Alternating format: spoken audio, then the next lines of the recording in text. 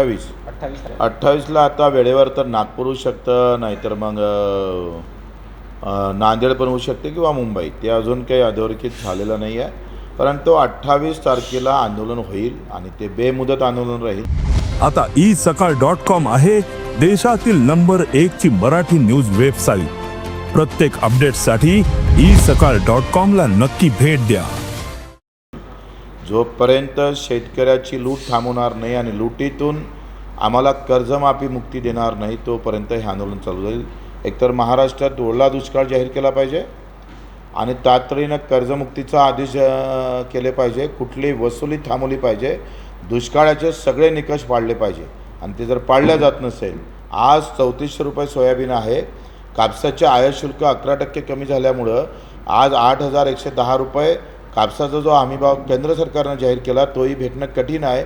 त्या सगळ्या संदर्भात आणि देवेंद्रजीनं आणि नरेंद्रजीनं जे सांगितलं होतं की आम्ही GST परतावा म्हणून सोयाबीनला 6000 देऊ आणि इतर पिकाला MSPचे 20% बोनस देऊ, त्या संदर्भात घोषणा होणं गरजेची आहे. ते झाली नाही तर मी सांगतो आरपारची लढाई आहे.